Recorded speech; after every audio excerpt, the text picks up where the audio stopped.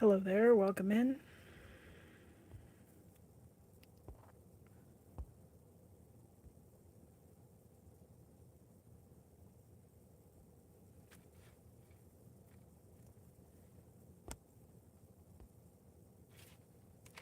Hope everybody's had a good weekend.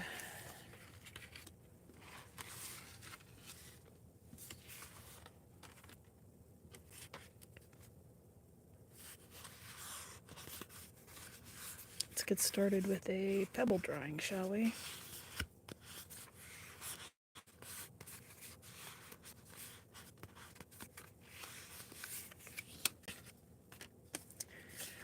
So, if you've come from the chatathon donation fundraiser, and perhaps you've made a bid or made a donation to the SPTV Foundation,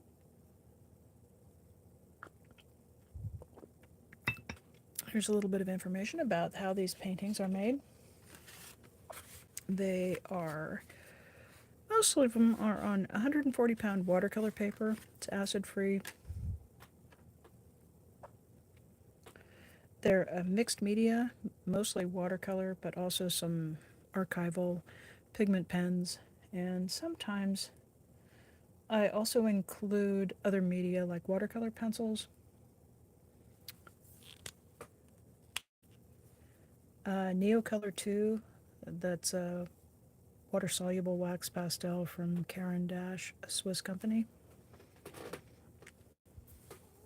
And the media is applied to the paper.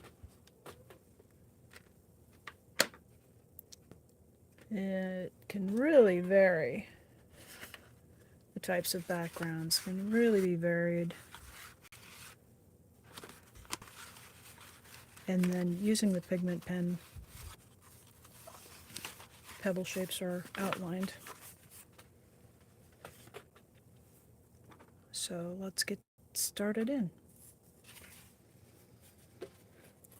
I was hoping to go live a little bit earlier, but then I noticed that the fundraiser was going on and thought I'd participate in that and support the worthy cause. The foundation helps people who are leaving the cult of Scientology. It's quite a high demand religion that uses all kinds of techniques like brainwashing and undue influence, and it really takes advantage of people. And when they come out of it, particularly if they've been working in the Sea Organization, they just don't have any resources. So there are a couple of foundations out there that were formed to help people with that. And I donated 12 paintings to the cause this evening. So I know some of you have asked about obtaining your own Janelle Art pebble painting. So I've made a community post that links to the chatathon. And there's a website that is been placed at the bottom of that video with information on how you can go, and if you the first 12 and make a $25 donation, I'm happy to mail your one of the 12 paintings that I donated. So helps a good cause, gets a little 3x3 piece of art in your hands.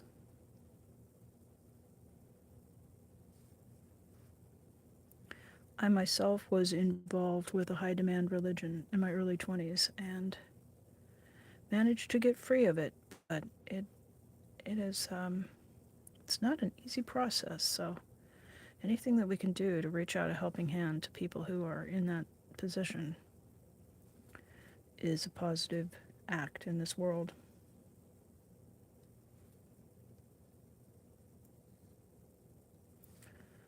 all of the pieces that I donated were ones that we've made on live streams. And I think, I know I included at least one, if not two, that were in the chat picks 3. Hello out there.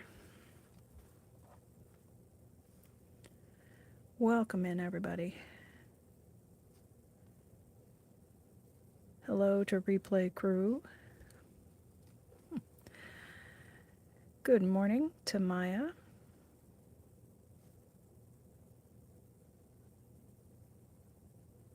Maya is very helpful to moderating here on this channel.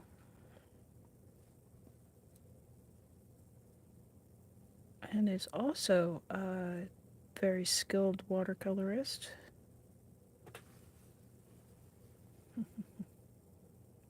Oh no.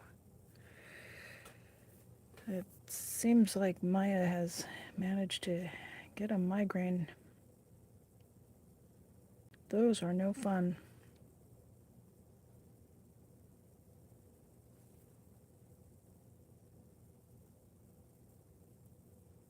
12, what is it? Is it noon there where you are? Time for lunch, maybe?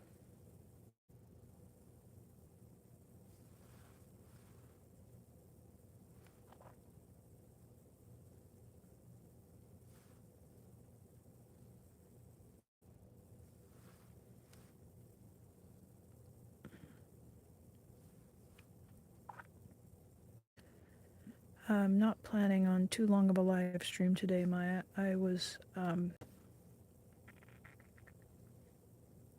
actually just waiting last night for looking to see. I don't like to run over the top of Cricket, and I was kind of waiting, and I thought, I don't know, I can't really quite figure out the schedule. She sometimes goes on Saturdays, but then she didn't, and then I fiddled around a little bit longer, and then next thing I knew, there was the fundraiser up, so.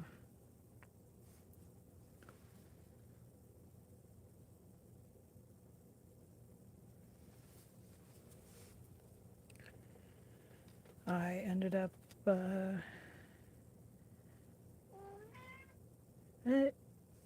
it's tough, you know, when we've got people that we are acquainted with who are also live streaming, sometimes it's a little, I find it a little bit,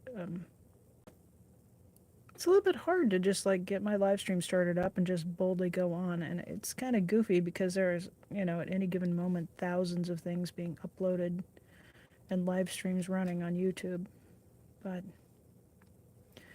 I try to have a little bit of,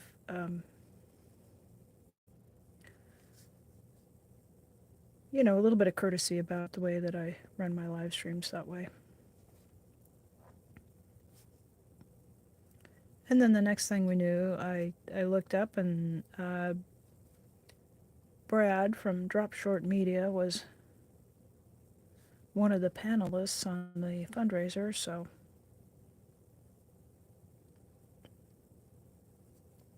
And Brad helps out around here, you guys. If you're regulars on the channel, Brad is Drop Short Media.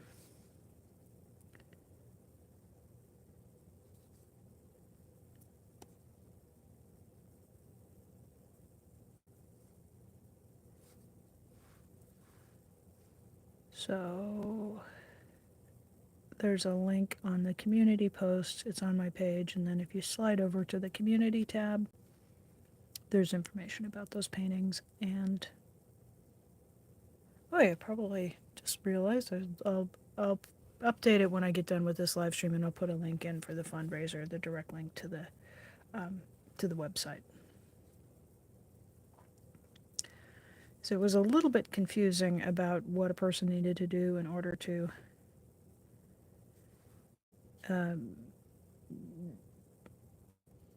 make a donation or to win one of the paintings. And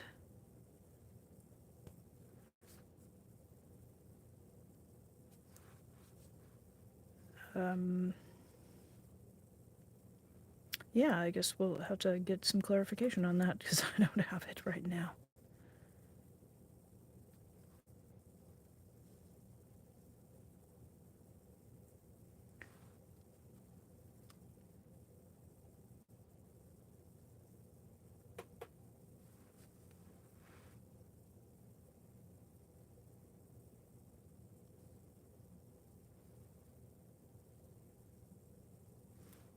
So, anybody out there suffering from migraines or that type of headache?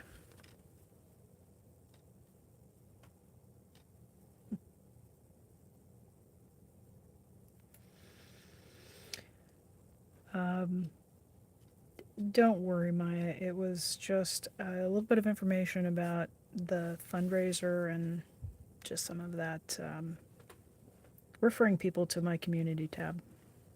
So, you said you got a headache going, and that just reminded me.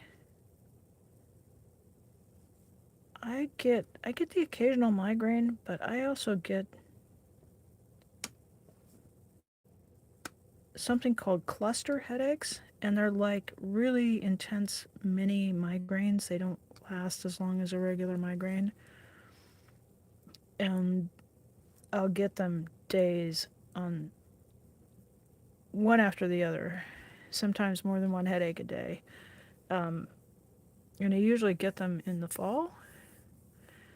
And then when you said migraine, and I just was thinking, it's December. Today's December 1st. And I think I managed to get through a fall without having um, cluster headaches. So I won't celebrate loudly because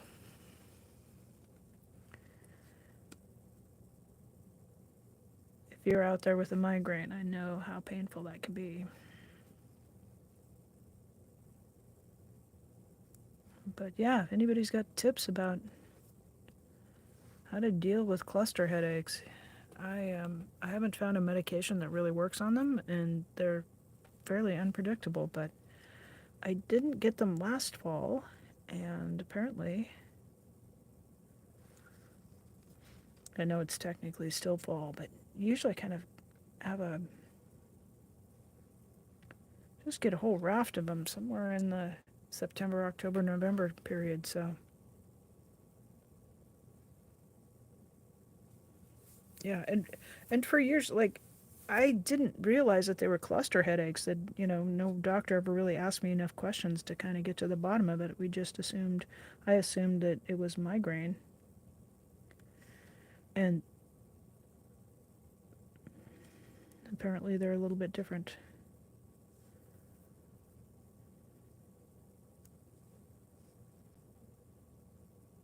So I hope that eases up for you soon, Maya, and that you're feeling better, because those are miserable. Do you want me to nag you? Yeah. Have you eaten? Are you hydrated? Do you need to get a little caffeine?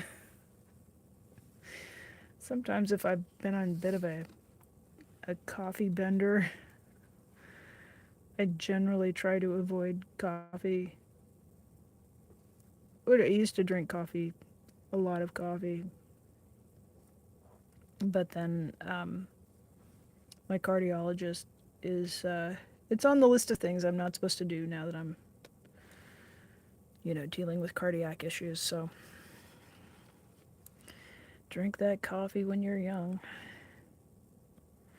Anyway, after you've kind of been drinking coffee for a few days and then you go a day without and you just get that really brutal headache.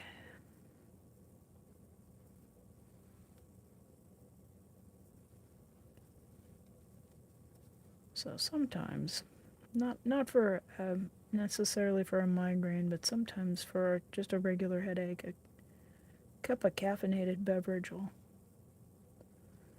help ease things a bit.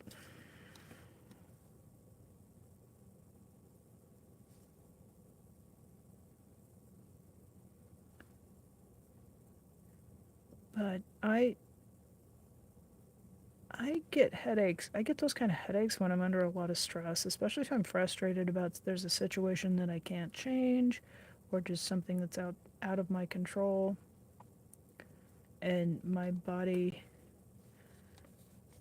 will have this physical reaction, and it can really be quite punishing, and sometimes it includes a migraine headache. So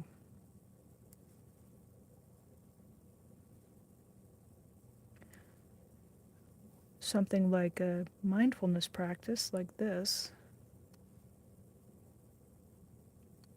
it makes a big difference for me.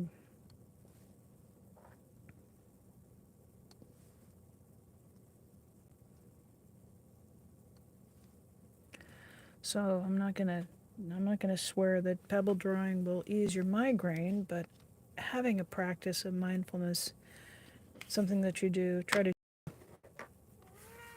actually 5 minutes a day, every day. If you can just do 5 minutes of mindfulness, and that can be as simple as just sitting and paying attention to your breath, paying attention to how the air moves across your nostril and in through your sinuses and down into your lungs, and then breathing it back out. Just doing that for 5 minutes, just paying attention to that. And when the other thoughts come, and they always do, you just acknowledge that, hey, I'm having a thought. There's a thought. It comes. There it goes.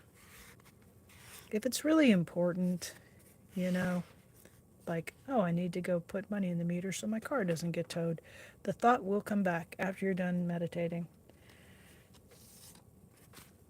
But 5 minutes a day has been shown by research to have a positive impact on your overall wellness. So whatever it is, I mean, you can draw circles on paper like I do, or sit and breathe, or if you're a person who has a prayer practice, that's mindfulness. You could walk for 5 minutes and just pay attention to the way your heel hits, and then your foot rolls forward, and then your toes come off the floor, and then your other heel hits, and your foot rolls. Just do that for 5 minutes. It's pretty simple. Uh, I'm not an exhaustive dictionary of mindfulness tactics and techniques. You can find that anywhere. You can find apps for that. You can find tons of ideas on Google.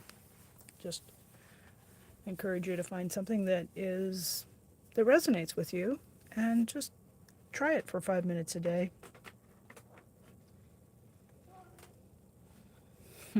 So Maya made herself a cup of coffee. Good. Good, good.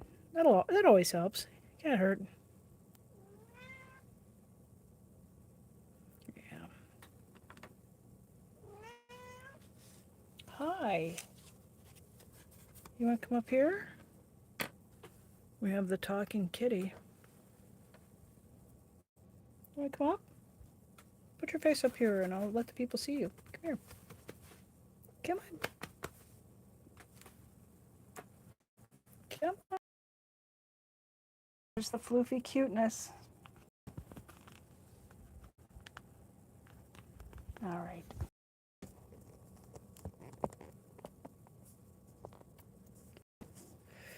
Good morning, Nance.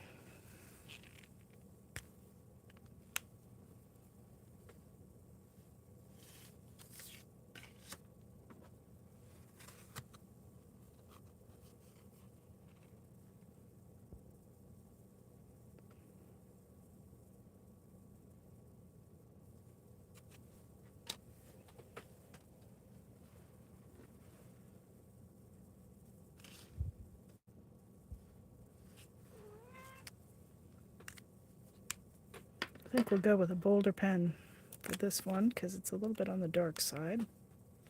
What? It is not even close to kitty feeding time. It is not even close. It's not even close.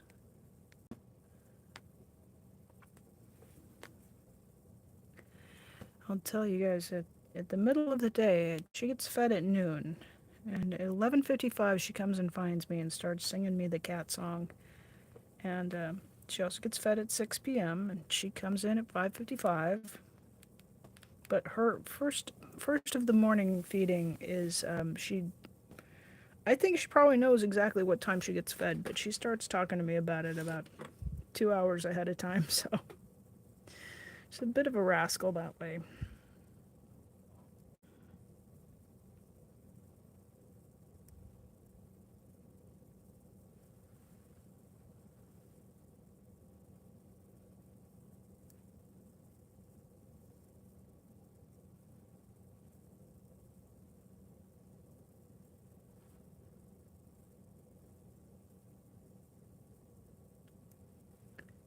Sometimes these backgrounds that are kind of incoherent or a little bit difficult to approach, sometimes these end up being my more favorite drawings.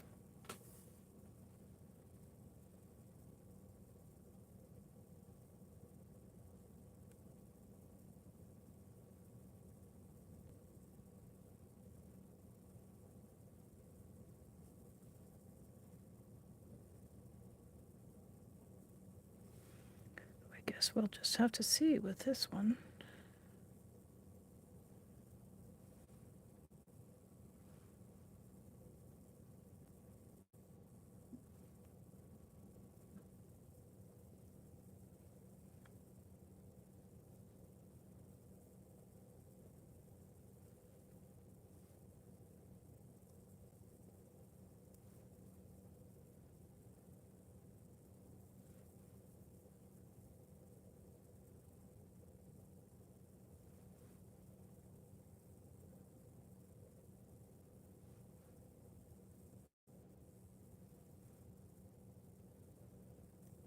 I find it can be a challenge to just identify any one thing that's going to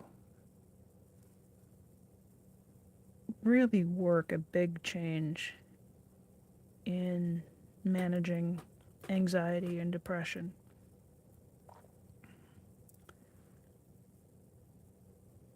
For me, there wasn't one medication or one therapeutic modality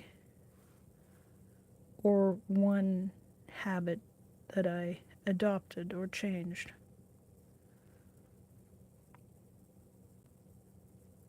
Achieving a lasting sort of an impact in reducing my overall anxiety and depression really came after putting together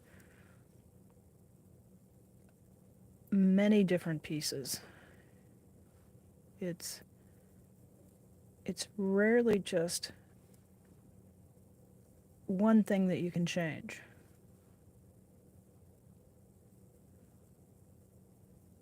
I mean, I can think of a couple of times in life where I had one thing that I changed and life got way better. It changed my marital status in my early 20s, and I just overnight lost 185 pounds. And yeah, my migraines just went down to a dull roar after that. Um, but it's really not that frequent that you can just divorce the source of the trouble.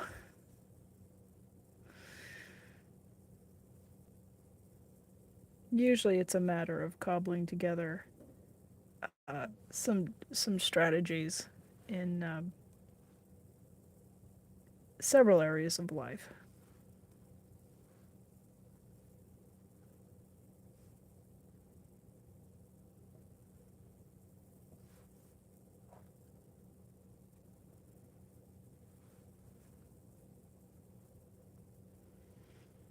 And I laugh today, but I'll tell you, I certainly wasn't laughing about it when I was going through it. But time gives you perspective, and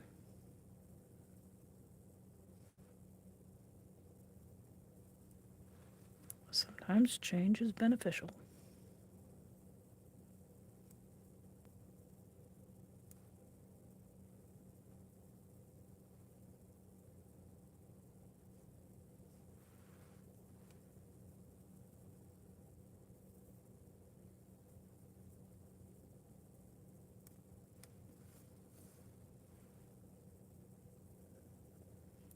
For a long time, I referred to it as that time I accidentally got married that time.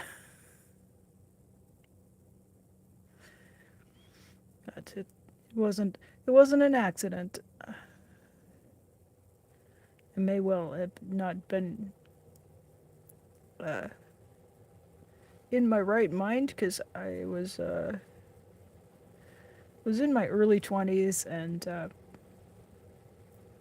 back then we thought that people were fully adults by 18 or certainly by 21. And now we know that the human brain is still developing up to, uh, the scientists now say age 26. My gut tells me it's closer to 28. By the time I hit 28 myself, I felt like, yeah, I'd kind of settled in and could rely on myself to make good judgment calls about things. But, I always am harping about that prefrontal cortex, but that's a really important part of the human brain, and it doesn't really fully get finished developing until around age 26 or so. And it's kind of wish mine had been fully developed before I'd made that choice.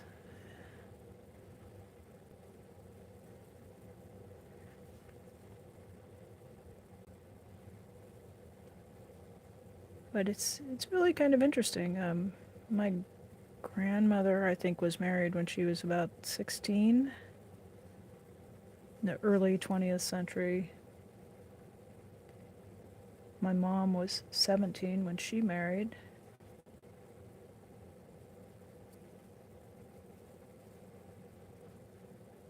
I can't even imagine. So I think statistically people, at least in what we think of as Western countries, are delaying marriage.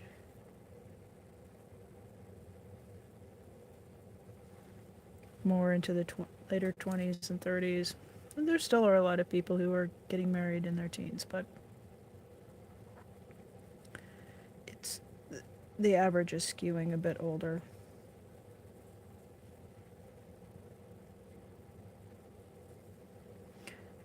I think a lot of us are maybe the same person we are as a young person. We don't fundamentally change, but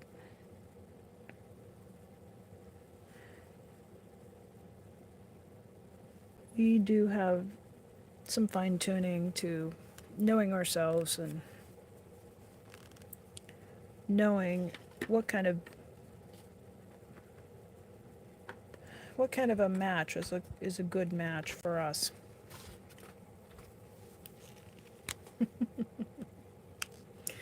My asks, heck, do we ever grow up? Um,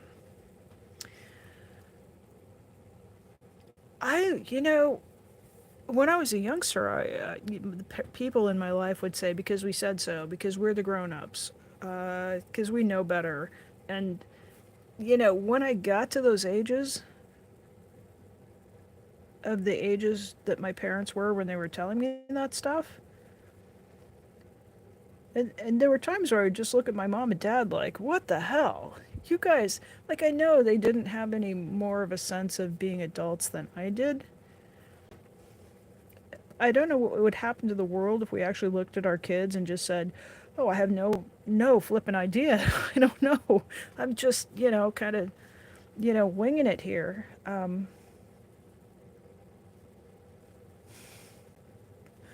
I don't know what that would do to kids. I don't know what it would have done to me, but I think that you kind of are the person you are. You just,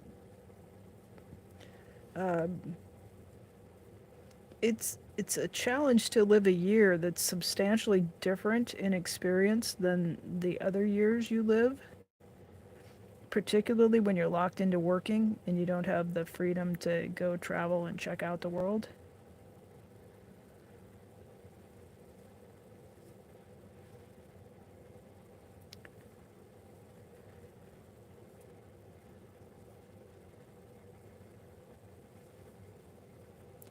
And I think that people that are in their 70s or 80s, they have, it's not that they're like really different human beings than they were than when they were young. I think they keep a lot of their characteristics. I know in my 60s, like a lot, in a lot of ways, I'm just like the person I was in my teen years or my 20s. So, yeah, not sure we really do turn into grown ups. We just get to be taller, bigger, older versions of who we are. That's my theory. Yeah. Yeah, like we do, like kind of our basic personality is about the same as 14, but we have a lot more judgment. We have much more ability to go, oh, come on, hang on, wait a minute. That part of us, that does. 14, our brain's only half grown. Hey, I see Maya greeting Dan, so.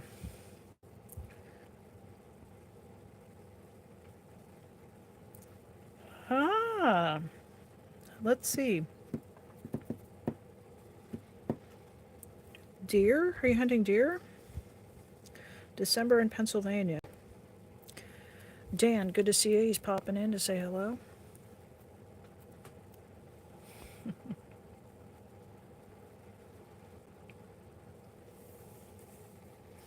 Well, yeah, Maya says she never had a desire to get married, so she didn't. Totally, totally a legit, viable choice there. Rachel H., hi. Welcome in. I'm just gonna guess that Dan's probably out hunting deer. I I had a laugh, Dan. If you're still here, oh my goodness! Somebody in your chat said something about how deer they weren't gonna bother wearing camouflage because deer are so stupid that they'll like run into a car that's barreling at them with the headlights on, honking, and they still can't see it. So why wear camouflage?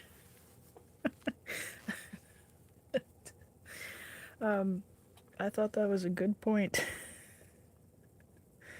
Not sure. Might have been your friend Luca, but that just had me laughing. Well, and here's the thing: like, if you go out as a hunter dressed in camouflage, you know who can't see you? Other hunters. The deer I'm not worried about. The other hunters are, running around with rifles and Jack Daniels. So maybe just, wear something bright so somebody doesn't try to put a tag on your ear.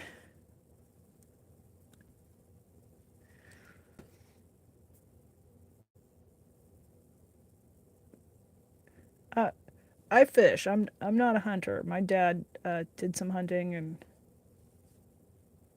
we agreed pretty quickly that deer hunting was um, it's a necessary part of our ecosystems out here. So it does need to be done, but there's really most deer. It's like you don't get a lot of meat off of them, and it's kind of a lot of effort. So my dad switched over to elk hunting, and I think we were all a little bit happier with that. The elk was not happy. Just I don't hunt and I don't participate in it anymore. But I used to fish.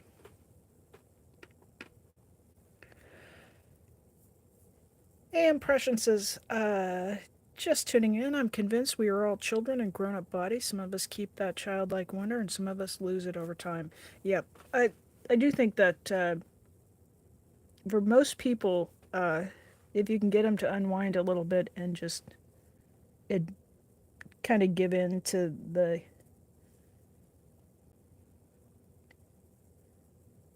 expressing who they are, that there's a lot of truth to that. Okay, I think it turned out pretty good. It was really looking like a mess when I started. I wasn't quite sure where to go with it, but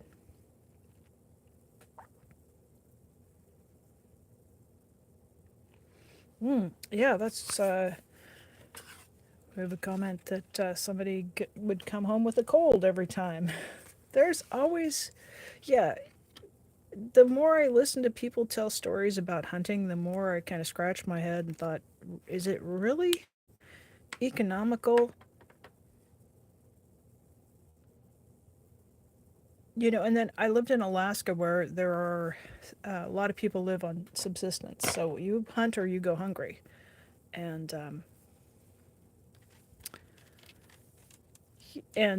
you know, it's economical because it's just, if you're in a subsistence area of the state, that's what you do all the time. You're in the routine of it. But here in the lower 48, there are a lot of people who just go on like one hunting trip a year.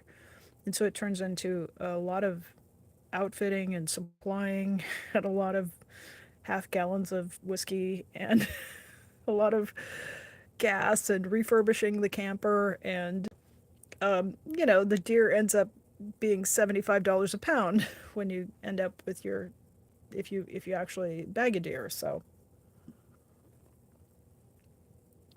my dad was always of the, he would always tell my mom, yeah, we're going to save so much money doing this. But I think if you do the math on it, it can't, you really can't argue that you're doing it to save money. But it is a tradition for many people. Yeah. Yep.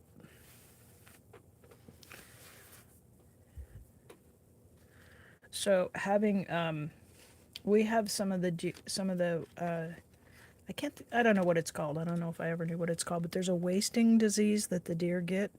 Oh, I lived in South Central, in the north part of Anchorage. And then for a while I lived, if you're familiar with Anchorage, I lived at the north end of Spenard, a couple blocks off that. So, which is very, for those who don't know, Anchorage is quite metropolitan. Um, Wonderful restaurants, uh, lots of stuff to do, and you might not think it from the outside, but there's a lot of oil and gas money in Anchorage, and when it goes to town, it goes, or in Alaska, in the state, and when it goes to town, um, it goes and it does business at restaurants and places in Anchorage. So it was pretty nice. Had a way nicer Nordstrom in Anchorage than we had down in Seattle. But don't tell anybody. Don't let them know. It's very very cold all the time. So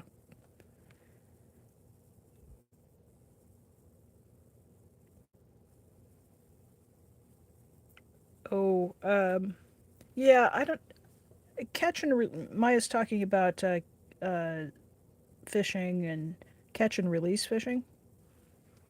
We did catch and barbecue fishing. Yeah. Where did you go? Did you go to Southeast, or if you're taking a cruise, you're almost always down in Southeast, which is the kind of foresty coastal part. And there probably aren't too many people who go to Fairbanks on vacation, but it's also a remarkable place. Yeah, I went up for a job interview and I came back to Oregon and I just don't know how to describe it other than to say that I was homesick for Alaska. And about 6 months later, I packed up my car and moved up there.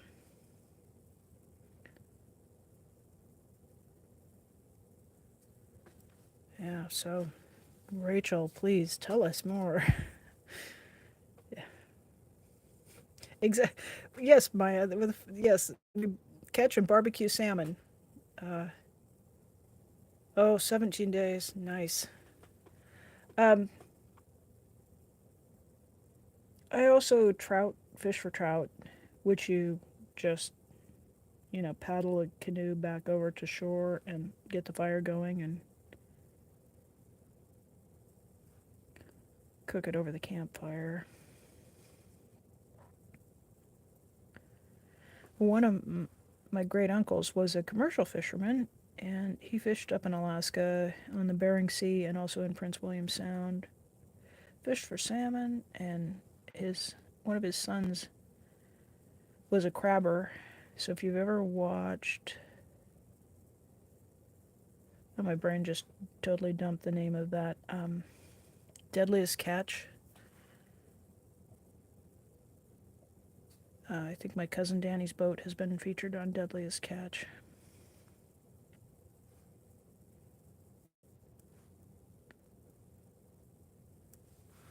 So they would bring fish, sometimes smelt, but which is not that was something they caught in the Columbia River, but sometimes Alaskan salmon too, and that was amazing.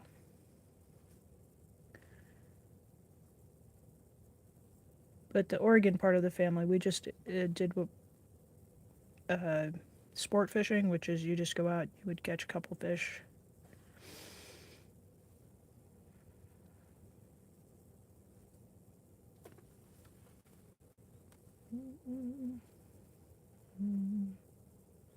Pretty much the whole state. I bet you didn't get out to Bethel. But most of like the big tours will do like Ketchikan, Juneau, Petersburg, the uh, the fjords in Glacier Bay, Prince William Sound, Kenai, Anchorage, then up the Park Highway to Denali, Talkeetna, where the expeditions for mountaineering and the flights, the glacier flights to go up and um, land on Denali, depart from Talkeetna up to Fairbanks. Fairbanks is almost dead center in the state. And then very few tours really venture farther north than Fairbanks. And from the Parks Highway, it's like 750 miles over to the coast of the Bering Sea, and there's not roads. So you get like Bethel, Nome. Those places are really most tours don't go to those places, but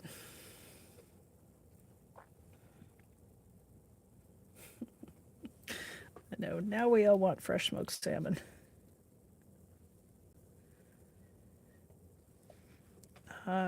I came up when I came up to for the interview. I flew up,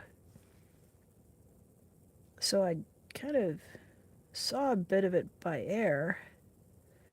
But when I moved up, I packed my Volkswagen GTI with everything I could fit in it, on the bike rack, on the roof rack, and I drove from Oregon up to Bellingham. No, north of Seattle, and then I took the Alaska Marine Highway, which is a ferry, and took the ferry up through the Inside Passage, and then drove from Haines to Anchorage. So I got to drive through Yukon Territory and Glen Allen and the Wrangell St. Elias mountain range. And I saw so much of the state. When I was up in that area coming through, the porcupine caribou herd was migrating, and I had to stop the car and just turn it off and watch the caribou herd just flow across the highway like a river of caribou. It was so beautiful. Oh, the cat that's mayor. That's down in, I'm gonna say, hmm, down in southeast, right? Like Ketchikan or someplace like that.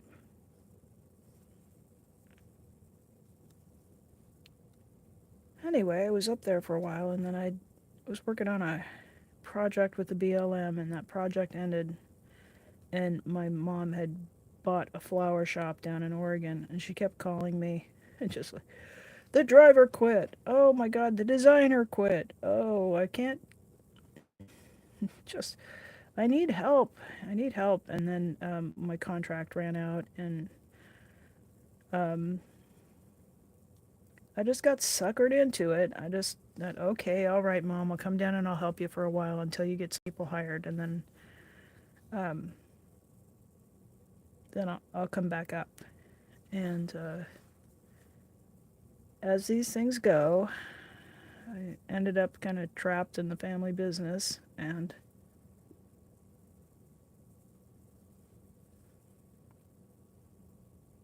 now I'm not so sure about moving. I'd love to live up there, but the idea of moving all of my stuff up there seems very daunting. But I th- I think about it.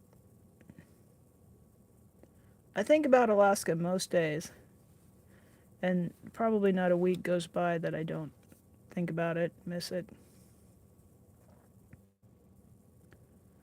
The people were really great, and the beauty is extraordinary.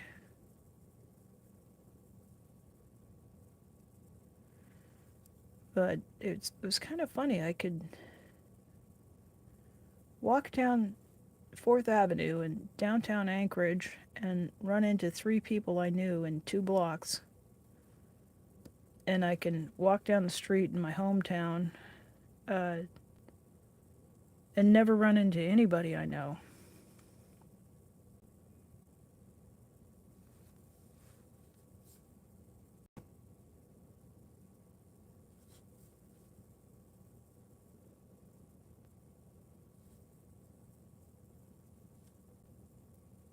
And the odd thing about it is like the people I would run into in Anchorage were not people that I knew to be Alaskans or people who had, grown up in Alaska or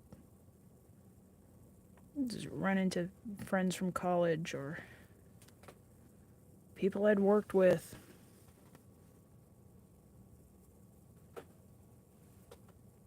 Yeah, it was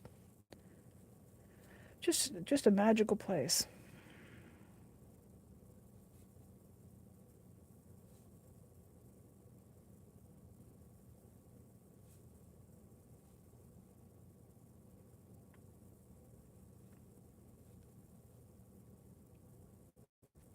I think part of why people are so genuine to one another up there is that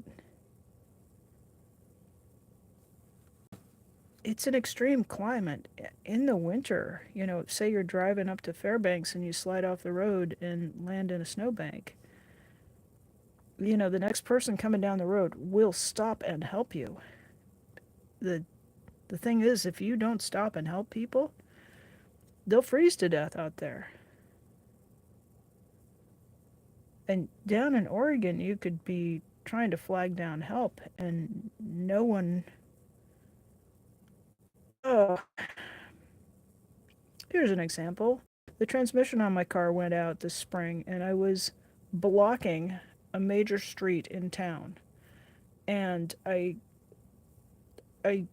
opened the car door and I tried to push my car, and it's very large, and I couldn't push it very far. So I got back in and I had the flashers on.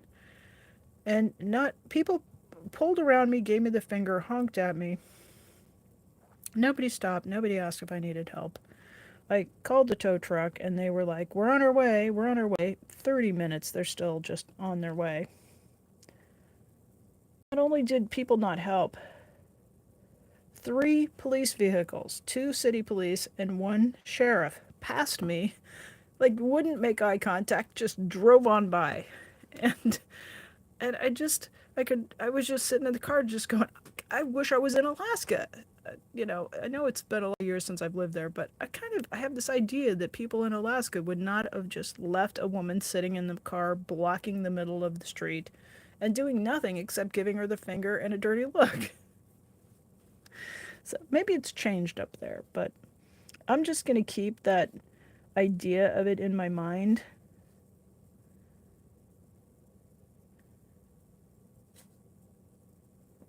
And I don't know where all these unhelpful people that are in Oregon now came from, but it didn't seem to be that way when I was young, but it sure is that way now. I know. The thing was like you kind of expect other people are just gonna like you're inconvenient, you're in their way. Yeah, you're kind of like I was trying to get it into the median in between the two lanes, and as I was trying to get it to roll just a little bit further, somebody passed me and passed me in the median over a double yellow. So I was stuck in the lane, and I had tried to not be stuck in the lane, but some rude person had made it so that I was had no choice but to be stuck in the lane. And I like, but the part that surprised me was the police driving by. Like the police, like, uh, I, what are we paying them for? I guess I would rather have our police help disabled motorists than harassing young teenagers who are, not really causing trouble. I, I just don't even know what they're doing. I've become the old lady standing in the street going, "My taxes pay for your wages. Who do you work for? Who are you helping today?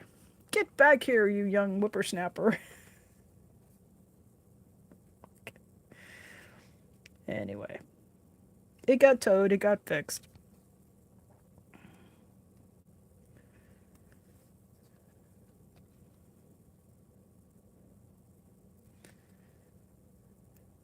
But oh, that was an upsetting day.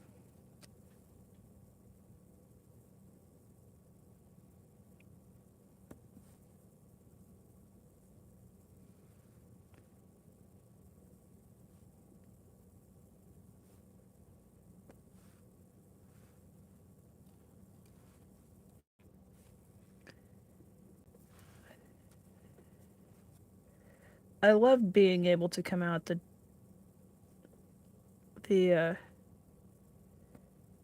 door of the. I was a roommate to somebody who lived in a condominium, and it was a 3-story building, and we would take the elevator down, and we just lived a half a block away from a trailhead to get onto something called the Tony Knowles Coastal Trail, and it runs along the west side of Anchorage, along the Cook Inlet. And in the summer, you can rollerblade or skateboard or ride a bike, it's paved. And in the winter, there's snow on it, and the city has a machine that they take out and they put tracks in it so you can Nordic ski on this same trail. And the thing about a trail in a place where there are moose is moose will use the trail because it's easy for them. So, we'd like take the elevator down, go out, walk a half a block, get to the trailhead, put the skis on, and go skiing. It was amazing. And you're skiing along the Cook Inlet, looking across the inlet at mountains and watching out for moose and bear.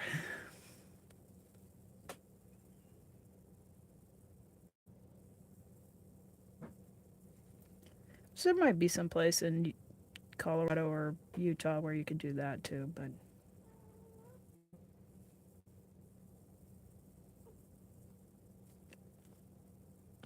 probably not terribly affordable to live in those places. Some place like Breckenridge or Park City, I bet you could.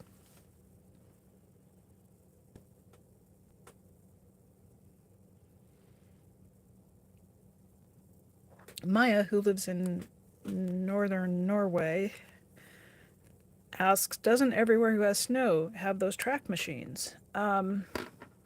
We have snow down in Oregon, and I had not encountered them until I moved up to Anchorage. Yeah, Rachel says if you're an outdoors person, that's the place to be. Yep, that is true.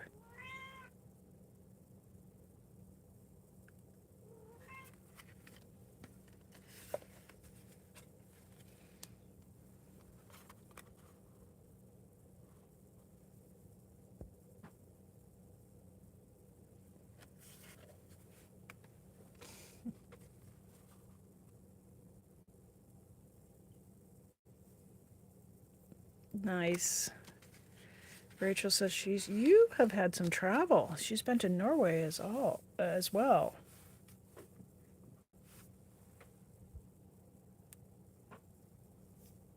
I'd like to go to Norway. My great great grandparents were born in Norway. My great great grandmother was born in the States, but her older siblings were all born in Norway.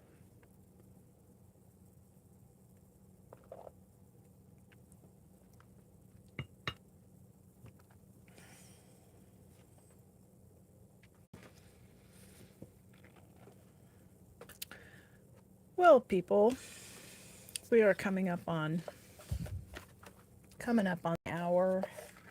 I think we're gonna call it a short one today.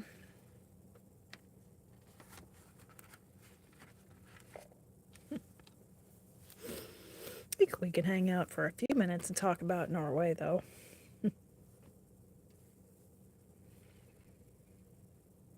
Yeah, maybe I'll just do it. I'll do a little art show of the 12 that I've set aside for that fundraiser that I mentioned at the top of the program.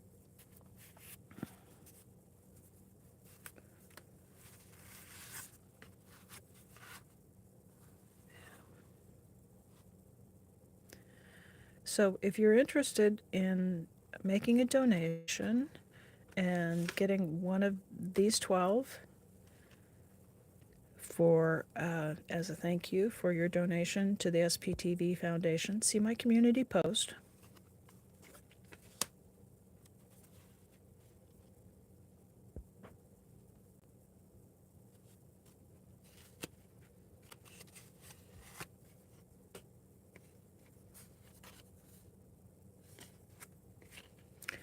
Yeah, I think this one was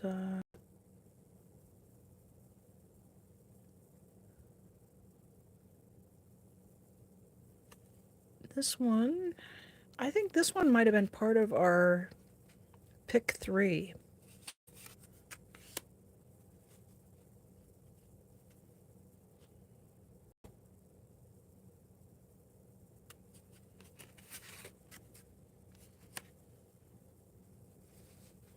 This one is one of my favorites.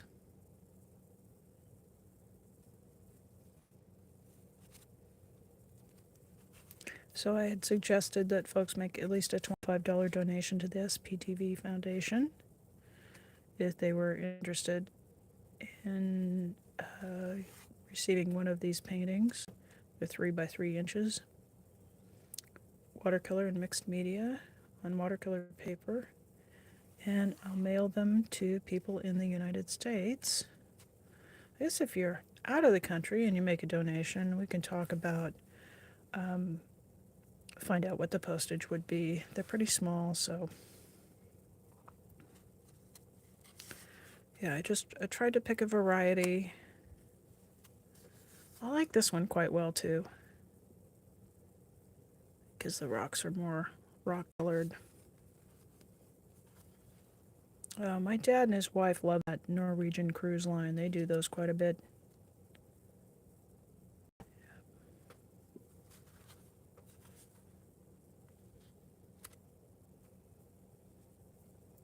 Yeah, that last one was from September 3rd. The one before was from September 14th. Thank you, Rachel. I just try to do them a little bit, each one just a little bit different. That one was also from September 14th. And our last one from the 15th. Nope, we got a bonus one hidden back here.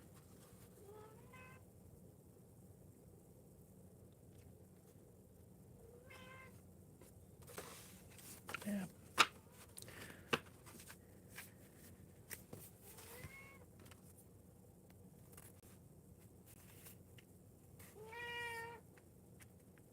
So I've got those set aside, and as I understand it, I think the idea is for folks to take a screenshot of their donation to the SPTV Foundation and then to email that to one of the coordinators.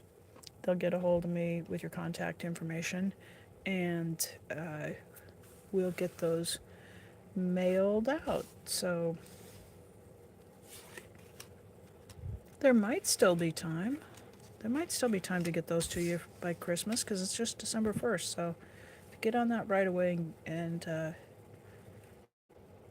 get that information in, and we'll confirm that donation and get yourself a nice little tiny piece of art. Yeah, you guys heard her. She's right here. Do you want to come up here? See if we can get one last bonus kitty. Come here, bud. Come on, kitty up.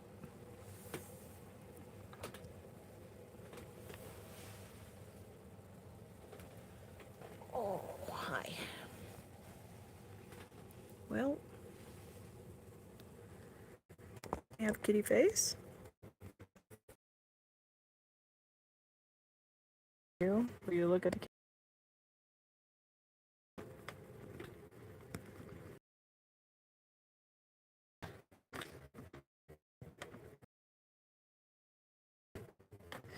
I think that's about as good as it's getting with her today. All right. Well, thank you. I know, Maya. She's just wasting away. She's 99% made of hair. Uh, Thanks everybody for joining us today. Thanks for Replay Crew. Thank you, Maya, for moderating, and I hope that everybody will make a little bit of time, make some art, take a little mindfulness break. Take care of yourselves, and we'll see you on the next live stream. Bye for now.